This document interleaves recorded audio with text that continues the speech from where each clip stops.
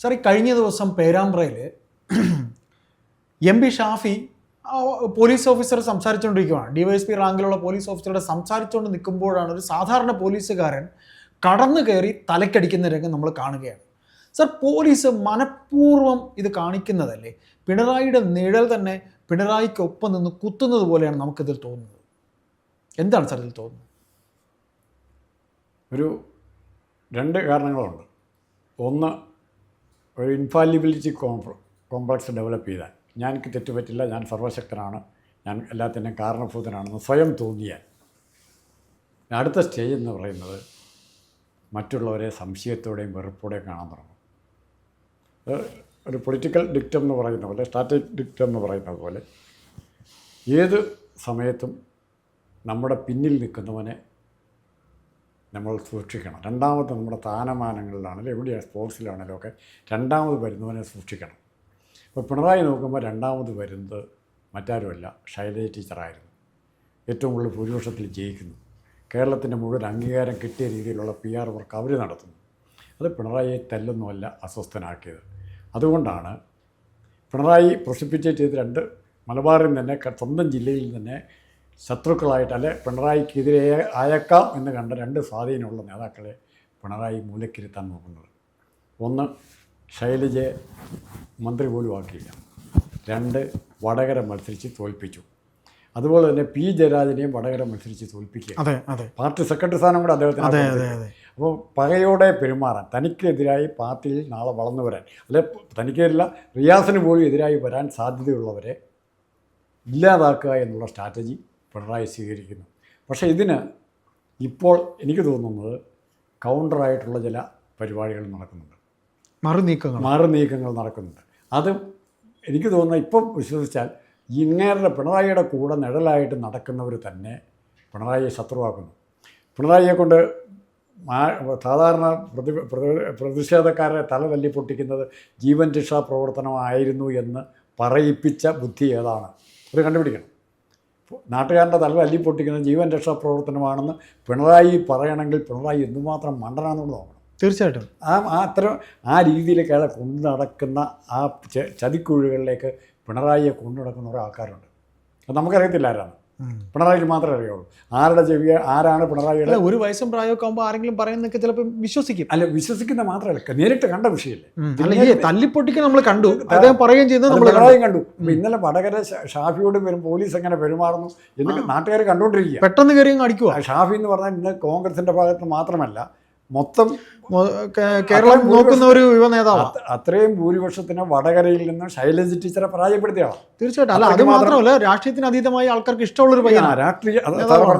രാഷ്ട്രീയത്തിന് അതീതമായി തന്നെ ഒരു അക്സെപ്റ്റൻസ് ജനറേറ്റ് ചെയ്ത് തീർച്ചയായിട്ടും ആ സമയത്താണ് അത് ഒന്നുകൂടെ മൂപ്പിക്കാൻ വേണ്ടി പിണറായി വിജയനെ അറ്റാക്ക് ചെയ്യാനുള്ള ഒരു പരുവത്തിലേക്ക് ആരെ മാറ്റുന്നത്? ഈ പോലീസ് തന്നെ.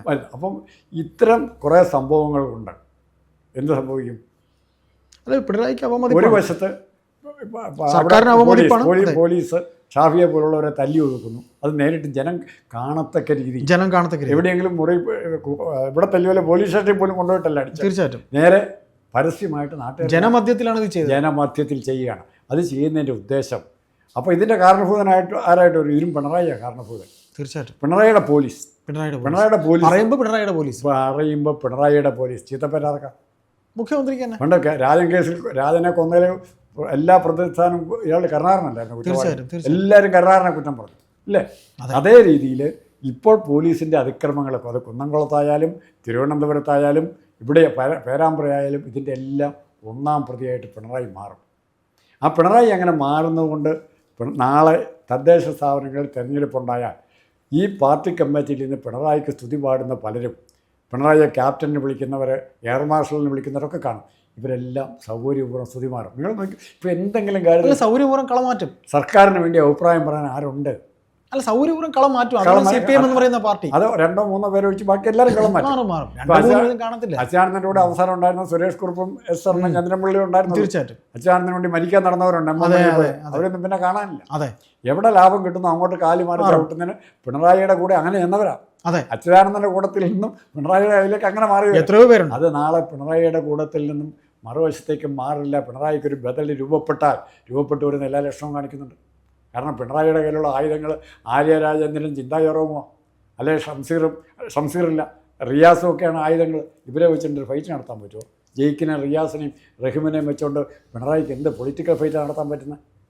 പിന്നെ കോമാളി വേഷം കെട്ടാൻ അങ്ങനെ കൊണ്ടുവരാം, ബ്രിട്ടാസിനെ കൊണ്ടുവരാൻ ഇടയ്ക്ക്, അതിനപ്പുറത്തേക്കില്ല. അപ്പോൾ പിണറായി നേതൃദാരിദ്ര്യത്താൽ അല്ലെ കൃത്യമായ ഉപദേശങ്ങൾ കിട്ടുന്നതിൽ ദുർബലനാണ് പിണറായി. തന്ത്രപരമായ രാഷ്ട്രീയ നേട്ടങ്ങൾ ഉണ്ടാക്കുന്ന ഉപദേശങ്ങളല്ല പിണറായി. അപ്പോൾ സാർ മറ്റൊരു ലോബി ഇദ്ദേഹത്തിനെതിരെ തിരിഞ്ഞിട്ടുണ്ടെന്ന് ഉണ്ട്, ഉറപ്പായിട്ടും പറയാം. അത് കോഴിക്കോട് കേന്ദ്രീകരിച്ച് കണ്ണൂർ കേന്ദ്രീകരിച്ച് കണ്ണൂർ കേന്ദ്രീകരിച്ചാണ് മെയിനായിട്ട് തുടങ്ങിയിരിക്കുന്നത്. അത് കോഴിക്കോട്ടേക്ക് വ്യാപിച്ചിരിക്കുന്നു. കോഴിക്കോട് പേരാമ്പ്ര സംഭവം കൂടെ കഴിഞ്ഞപ്പോൾ ഇടതുപക്ഷത്തിന് ഏറ്റവും കൂടുതൽ നേട്ടങ്ങളുണ്ടാക്കി കഴിഞ്ഞ കുറേ കൊല്ലങ്ങളായിട്ട് കോൺഗ്രസിൻ്റെ ഒരു MLA പോലും ജില്ലയാണ് കോഴിക്കോട്. അവിടെ എന്താ സംഭവിക്കാൻ പോകുന്നത് കണ്ടു. ഇതൊക്കെ വലിയ ഇമ്പാക്റ്റ് ആവും. ഇത് വലിയ കോഴിക്കോട് നിന്ന് കുറേ കൊല്ലങ്ങളാണ്, 5-3 തെരഞ്ഞെടുപ്പായിട്ട് ഒരു MLA പോലും ഇല്ല കോൺഗ്രസിനില്ല, ഉള്ളത് ലീഗിൻ്റെ ഉള്ളൂ. അവിടെ ആ DCC പ്രസിഡന്റിനും അടി കിട്ടിയിട്ടുണ്ട്.